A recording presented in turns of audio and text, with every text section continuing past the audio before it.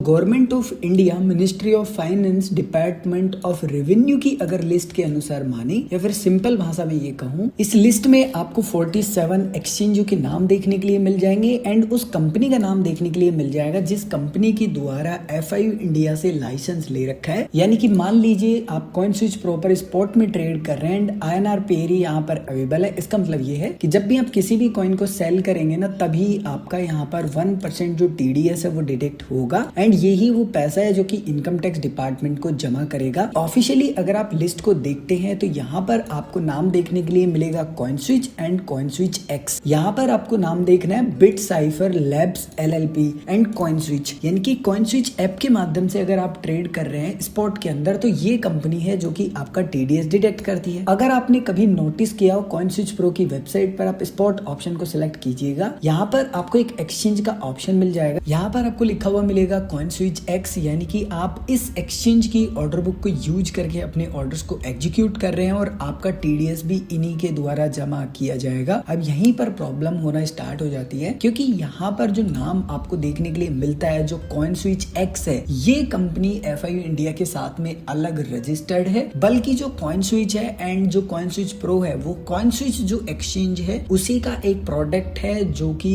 Advance trading करना चाहते हैं। लेकिन पूरा गेम यहीं से बदल जाता है, आपके मन में कंफ्यूजन होना स्टार्ट हो जाते हैं क्योंकि इस कंपनी का नाम आपको डिफरेंट देखने के लिए मिलता है जो कि है नेक्स्ट जेंडिव सॉल्यूशंस प्राइवेट लिमिटेड। एंड यहाँ पर एक प्रॉब्लम ये है कि अगर मैं इनकम टैक्स डिपार्टमेंट के पोर्टल पर चेक करूं तो मुझे यहाँ पर कहीं पर भी वो नाम देखने के लिए नहीं मिल रहा। अब यहीं से कंफ्यूजन होना स्टार्ट हो जाता है कि भाई फिर मेरा TDS जमा करेगा कौन दोनों कंपनियों में से। सो आज की इस वीडियो के माध्यम से मैं डिटेल में स्टेप बाय स्टेप एक्सप्लेन करने वाला हूँ। अगर आपने कॉइन स्विच प्रो पर ट्रेड किया है सो उस दौरान आपका स्पॉट के अंदर जो 1% TDS डिटेक्ट किया था वो कौन सी कंपनी के द्वारा आपका जमा किया जाएगा इनकम टैक्स डिपार्टमेंट को, और अगर आपका जितना TDS काटा गया था उतना जमा नहीं किया गया है तो उस दौरान आपको कौन से स्टेप्स फॉलो करने होंगे। इसके अलावा अगर आप किसी दूसरे एक्सचेंज से रिलेटेड वीडियोस देखना चाहते हैं तो आप प्लेलिस्ट के अंदर आएंगे, आपको काफी सारे प्लेलिस्ट मिल जाएंगे। हर एक एक्सचेंज के ऑलमोस्ट मैंने वीडियो बना रखे हैं।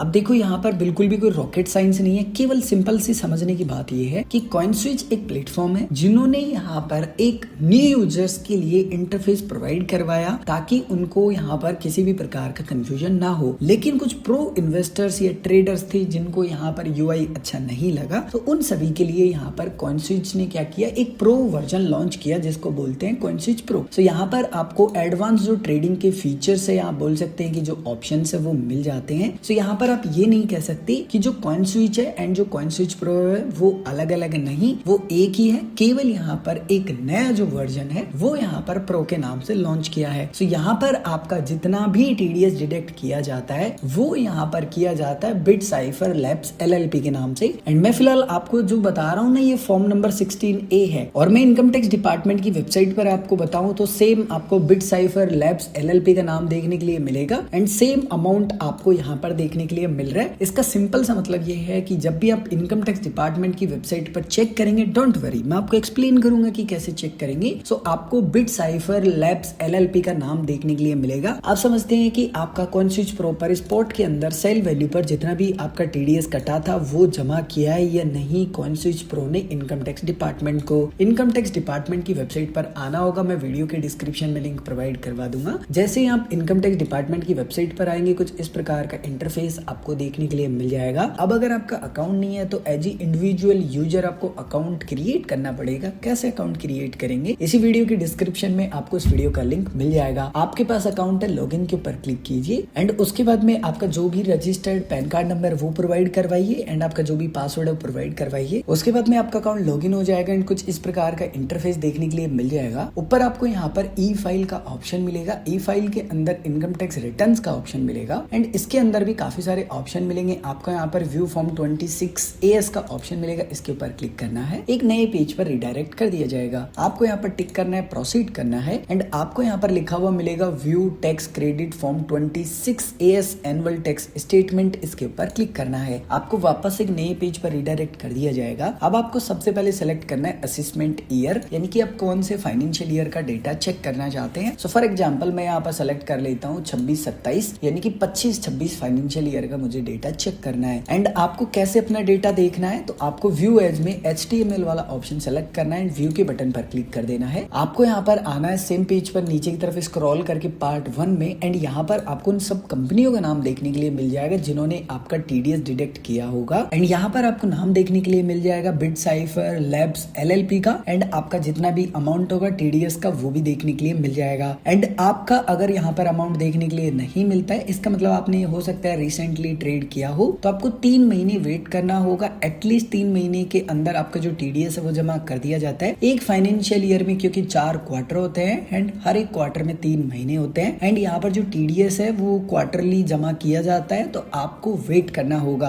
और आप कह रहे हैं कि रिंकू भाई क्वार्टर छोड़ो 3 महीने छोड़ो, हमें तो साल भर हो गया, हमने ट्रेड किया था, लेकिन इनकम टैक्स डिपार्टमेंट की वेबसाइट पर यहाँ पर इस कंपनी का नाम हमें देखने के लिए नहीं मिल रहा है 26AS में। सो आप उस कंडीशन में कॉइनस्विच प्रो की टीम से कांटेक्ट करेंगे। बाय द वे, अगर आपके मन में कोई कंफ्यूजन है या आपका कोई फीडबैक है, मेक श्योर कमेंट करके जरूर बताना।